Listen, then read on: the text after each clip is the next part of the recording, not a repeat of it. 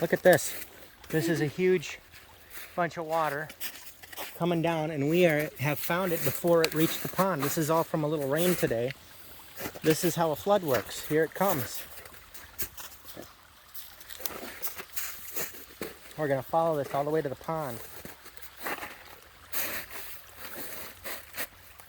It's March, which is a crazy time for rain to come. April showers bring May flowers. March showers bring, I don't know, floods.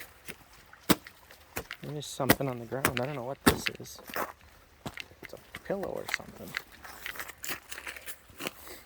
Here it comes.